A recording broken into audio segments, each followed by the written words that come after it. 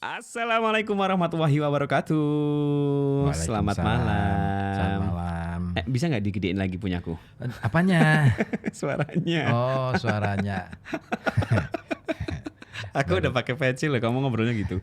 Ya kan gimana ya? Iya. Peci nggak menentukan. Iya. Paling nggak kan berasa adem, Kang. Apanya? Rambutnya. Kenapa apanya? Ya kan Ditutupin. harus diperjelas. Semua-semuanya itu harus jelas Iya, ya. karena kita ini kan ini ya. Media. Medianya audio. Medianya audio. Orang itu nggak ngerti. Mm-mm. Ini lagi ngobrolin soal apa nih? Setuju. Iya Gitu. sih ya. Kalau gambar sih lebih gampang, tinggal nunjuk-nunjuk tanpa suara masih paham ya. Iya, itu pun kalau lihat. Iya, betul. Artinya kalau benar-benar ditonton, kalau enggak Iya salah paham juga mungkin bisa iya ya. bisa. Makanya kita perjelas ya. Heeh. Adem nih kepalaku. Gitu. Ya. Gimana kabar? Alhamdulillah, Ya Mas. Allah. Sehat Mas. Udah pada makan belum? Belum Mas, dari tadi sore aku ngajakin kamu makan gak? Aduh, Kamu iya, ini ya. nunda-nunda. Akunya itu lagi nggak tahu nih, lagi agak kurang mood gitu loh. Mau dimut ini enggak apa? Tuh kan, lo yang udah pakai peci aja udah gitu. Enggak masa Masih mau gitu. maksudku ini mau ditambahin moodnya enggak? Aku bantu support. Arahnya mana nih? Iya kan? Ini biar moodnya bangkit lagi, biar ada semangat lagi gitu. Iya, Ada nggak gairah. tahu nih kayaknya ini tadi itu ya agak repot juga ya seharian ya. Dari pagi. Pagi 7:30 itu aku harus ke dinas pendidikan ketemu 8 dengan pagi? Sekdin ya kan. Oke. Karena kemarin itu kan kita ketemu sama Pak Azmi ya, Mm-mm. ketua DPRD gitu kan. Terus kita ngobrol banyak nih soal perkembangan Kota Pekalongan dan rencana-rencana yang mau kita bangun Di tahun ini ya? Di tahun ini di forum TBM tuh, Iya. yang aku ketuai sekarang gitu kan. Mm-mm. Nah akhirnya dipanain sama Pak Azmi, coba deh didiskusikan juga sama Pak Sekdin.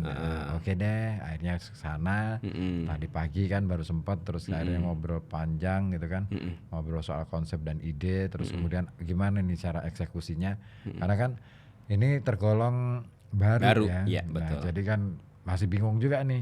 Masih mau meraba-raba diapain ya. ini gitu Iya, kan. iya, Nah, iya. akhirnya selesai jam 9 saya masih harus ke kelurahan. Ada acara? Ada musren bangkel. Oh, yang kelurahannya ya. Iya, ikut lagi sampai hampir Jumatan gitu.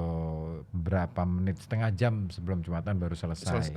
Mepet ya. Mepet banget. Nah, Jumatan, habis Jumatan Ngisi ke acara lagi. perpustakaan gitu. Nge-podcast. Ngopot di sana. Iya. Sampai akhirnya rampung jam 2. Jam 3. Oh, jam 3? Kurang seperempat. Kamu langsung tancap jam 3 nih. Langsung tancap ke sini kan.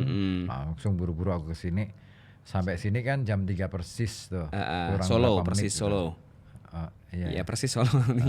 Persib Kalau Persib Pekalongan. Nah, itu. Iya. Nah, itu akhirnya saya minta waktu sebentar istirahat gitu kan sama teman-teman yang di sini. Aku mau istirahat dulu ya, nanti Bangunin. enggak. Maksudnya istirahat di belakang dulu, bentar mau ya. ngademin pikiran dulu dong. Nggak langsung Dari pancal jalan ya. langsung pancal itu kan nggak asik banget. Betul. Ya. Terus akhirnya baru 3:30 aku baru Masuk. on. Jam 3:30 selesai Iya. sekitar jam 5-an. Iya, terus aku pertama kali on itu bahas soal Apa? sih ya, sebentar. Ini lupa ya kamu ya? Ya karena tadi kan sibuk banget gue. Oh, makanya lupa ya. Ini Bahas soal kehidupan. kisahnya WR Supratman. WR Supratman, Wage Rudolf Supratman. Itu ngenes banget loh. Kenapa ternyata. beliau? Karena dia itu hidup miskin, gitu kan.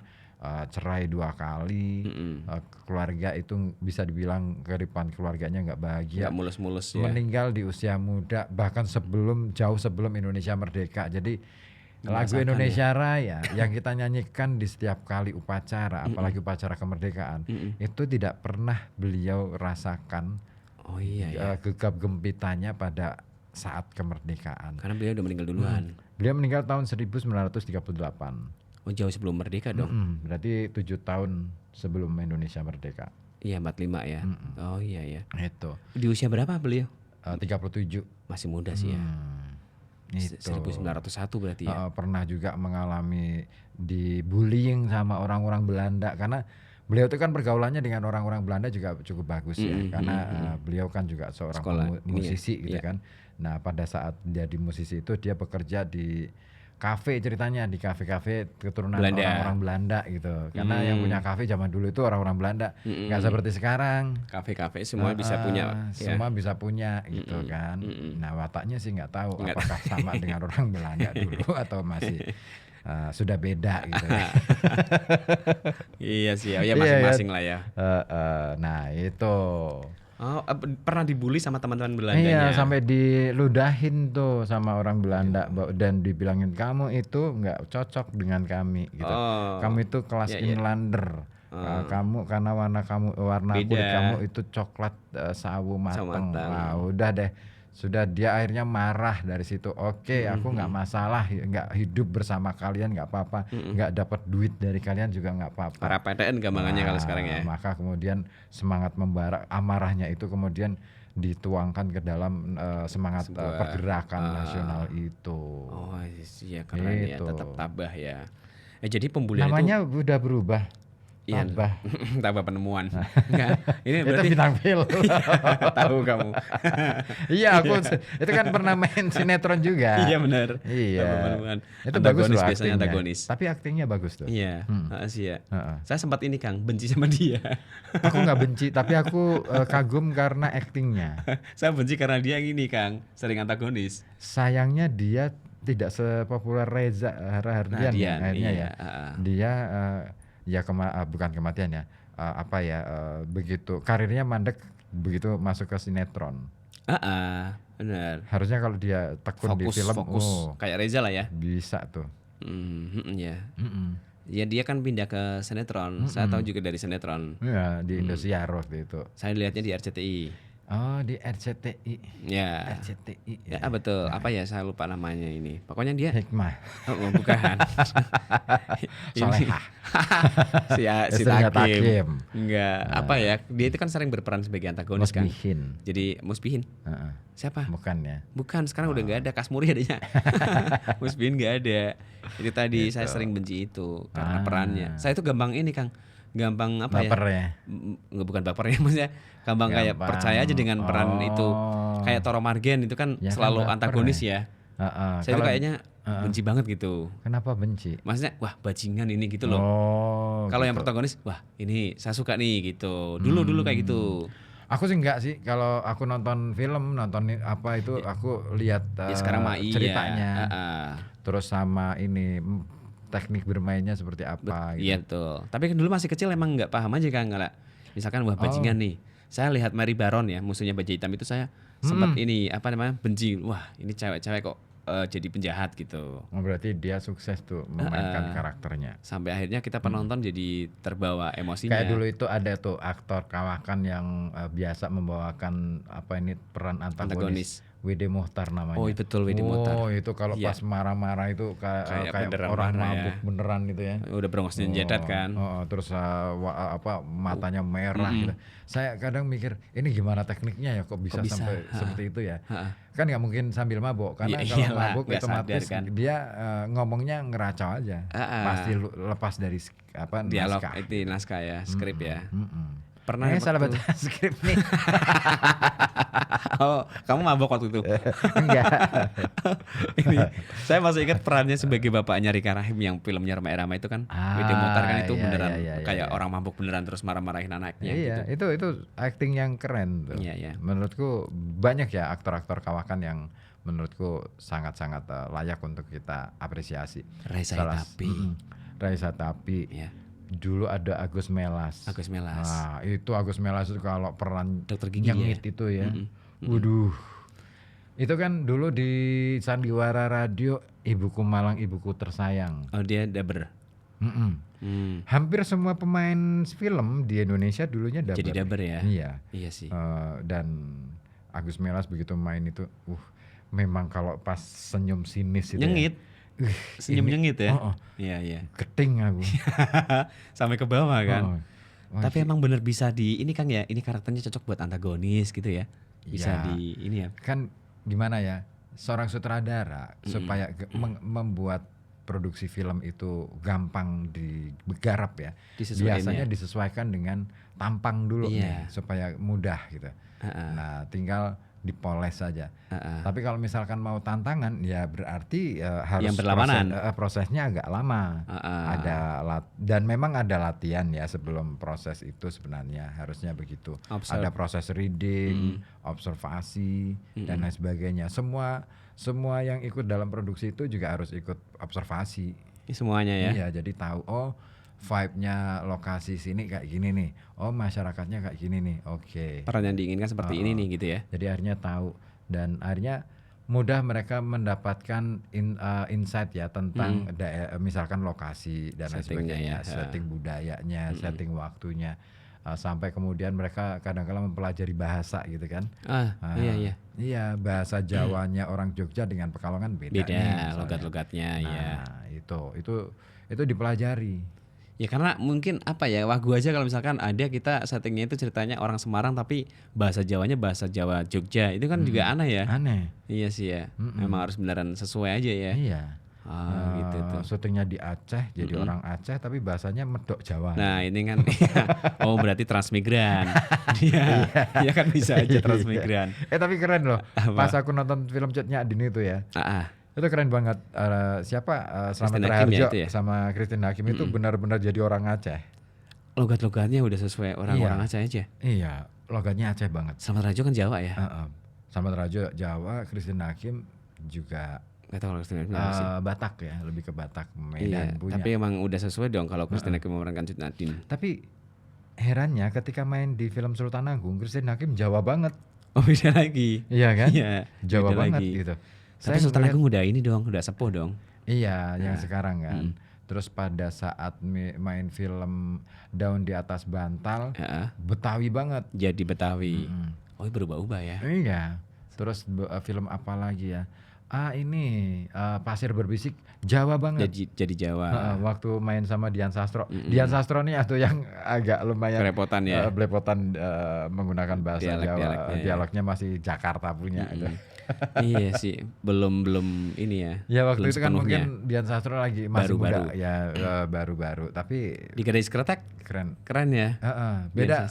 Dia sudah mateng banget aktingnya. Iya sih. Meskipun sebenarnya di Pasir Berbisik pun dia sudah mateng ya, sudah keren. Menurutku dia keren banget gitu. Dian Sastro. Kalau Dian Sastro emang aktif di film aja ya, maksudnya nggak sampai terjun ke sinetron ya? Serial kayaknya. Serial. Gadis Kretek itu serial loh. Oh iya, maksudnya nggak sampai ke sinetron yang TV. Ini kan nggak. Ya kayak film kan, penggarapan serial itu kan kayak film karena aja tuh. Kalau misalkan sinetron apalagi stripping ya, itu capek sih. Oh iya, setiap hari katanya ya. Kita nggak bisa istilahnya nggak bisa beneran istirahat, nggak ada waktu untuk diri kita sendiri. Ngejar. Jadi dengan kata lain ya harga kita itu harga murah gitu ya, dimurahkan ya gitu jatuhnya ya. Gitu. Tapi lumayan kalau misalkan itu stripping berjalan berturut-turut, nah itu mungkin pendapatannya akan lebih besar daripada film. Tapi badan remuk. Iya, terlalu kesejahteraan diri nggak ada. Betul. Nah itu. Iya sih ya. Makanya saya respect sih dengan orang-orang yang punya sikap tegas nih. Saya di fokus. Sini, saya nggak mau di situ. Iya sih. Bukan berarti nggak menghargai yang di situ gitu kan. Tapi ini demi menjaga kesejahteraan diri. Iya. Ya kan, kesejahteraan kan tidak hanya diukur dari soal berapa materi yang kita punya gitu kan. Tapi lebih dari itu sebenarnya bagaimana kita mampu atau sanggup ya memaknai hidup kita. Bagaimana kita mampu atau diberi kesempatan peluang untuk menikmati kehidupan kita secara senyatanya gitu loh. Ya kan, bukan dari angan-angan belaka gitu loh. Nah itu makanya ngomongin kesejahteraan, nah rumah itu penting. Iya kan, ini kan menjadi bagian dari tempat untuk kita menikmati kehidupan kita sih. Iya dong. Kan kalau nggak punya rumah juga agak repot juga. Iya, ya nggak harus punya ya, tetapi ada rumah yang menjadi tempat naungan, yang kita merasakan eksistensi kita itu ada di dalamnya, ya kan, bahkan di luarnya pun kita tetap ada di situ. Nah itulah rumah gitu loh. Nah ngomongin soal rumah. Kenapa tuh? Saya punya informasi sih. Tentang ini KPR. Ada nggak? Ada nggak yang mau dijual? Nah, Pasti banyak ya. gimana kita berharap KPR sementara gaji di bawah UMR? Buka-bukaan kartu. Aduh, ya semoga aja motivasi ya. Nah, ngomongin soal rumah. Rumah itu menjadi kebutuhan pokok sih. Ya, setuju. Dulu itu dalam pelajaran SD itu kan selalu kita disinggung kebutuhan primer ya kan, kebutuhan pokok itu kebutuhan primer apa gitu, sandang papan pangan gitu kan. Nah ketika ini harus terpenuhi terlebih dahulu gitu kan. Ya, utama tuh ya. Makanya ngomongin soal peningkatan kebutuhan rumah itu kadangkala memang ya kalau kita melihat dalam skala lebih luas lagi dalam kita perbesar skalanya ya, kadangkala kebutuhan rumah dengan lahan yang tersedia itu nggak sebanding sih. Oh, lebih banyak lahannya ya. Lahannya itu sedikit. Lahannya sedikit. Sementara rumah yang dibutuhkan itu karena jumlah penduduk semakin banyak bertambah, nih ya. ya. Akhirnya merangseklah ke hutan-hutan, merangseklah ke sawah-sawah. Semakin ini akhirnya semakin terkikis ya lahan-lahan yang mestinya menjadi konservasi, area konservasi. Nah, maka ya tidak menutup kemungkinan bahwa itu akan berimpact ya, memberikan dampak kepada kelestarian lingkungan, keterjagaan alam semesta dan lain sebagainya. Gitu. Tapi ada nih, sebenarnya siapa sih orang yang pertama kali di Indonesia yang memperkenalkan bisnis properti? Wah, ada ya? Oh pasti ada sih. Ya, pasti orang ada. Indonesia yang pertama kali yang bisnis properti, bikin bisnis properti. Ada. Siapa? Dia itu seorang raja dari Keraton Mangkunegaran. Oh iya. Nah, Raja Mangkunegaran berarti. Namanya Mangkunegoro keempat. Raja Mangkunegoro keempat. Dia itu yang mengarang kitab sastra ini. Kalau tidak salah itu Serat Wedotomo. Oh iya. Ini Raja Mangkunegara keempat. Dia itu di Serat Wedotomo itu lebih banyak ajaran-ajaran tasawuf ala dalam bahasa tembang Jawa. Iya. Sufi dia. Iya. Raja tapi sufi dia. Raja sufi. Dia mengajarkan tentang bagaimana seseorang idealnya mencari guru, bagaimana menjadi seorang guru, bagaimana menjadi seorang murid, apa kewajiban seorang murid, apa saja yang harus dilakukan oleh seorang guru, apa yang tidak boleh, gitu. Ada semua di situ. Bagaimana adab seseorang untuk mencari ilmu, bagaimana menerapkan ilmu, apa yang perlu diterapkan, kepada siapa harus diterapkan, kepada siapa harus disampaikan, dan kepada siapa itu harus disimpan. Ada dijelaskan secara semua komplit ya di situ, keren banget. Dan itu nggak bertentangan dengan ajaran Islam. Sejalur aja dari sejalur ya. Iyalah. Iya. Karena kan kerajaan Mangkunegaran ini kan masih bagian dari Keraton Mataram gitu kan. Itu kan keraton Islam, kesultanan Islam gitu. Tapi Raja Mangkunegoro IV ini sebenarnya sudah sangat kaya ya. Sebelum jadi bisnis properti itu. Iya, karena kan beliau ini kan seorang raja. Oh iya pasti kaya sih. Iya. Cuman demi menambah kas Kesultanan Mangkunegaran dan mencari sumber pendapatan baru. Iya. Dia ini kemudian terjun ke bisnis properti. Oh iya, akhirnya ya. Itu punya bisnis baru lagi nih gitu ya. Seperti ditulis oleh Doro Jati. Siapa? Ini penulis buku. Oh iya. Doro Jati. Bukunya apa? Dalam artikel yang judulnya Melawan Kolonialisme Melalui Modernisasi. Ini di dalam kumpulan tulisan yang kumpulan esai yang terhimpun dalam buku Urip Iku Urup Untayan Persembahan 70 tahun Peter Carey yang terbit pada tahun 2019 disebutkan bahwa jiwa bisnis Mangkunegoro IV ini muncul karena melihat kebutuhan orang Belanda terhadap rumah sewa. Nah, mau tahu lebih lanjutnya? Apa tuh? Kita simak dulu. Mau simak apa? Azan. Oh ini udah ini asar. Isya. Udah Isya ya. Iya. Ya udah kita dengerin adzan Isya dulu ya kawan. Iya. Oke. Segenap kerabat kerja dan direksi Radio Kota Batik mengucapkan selamat menjalankan ibadah salat Isya berjamaah. Semoga amal ibadah kita diterima oleh Allah Subhanahu wa taala. Amin. Ya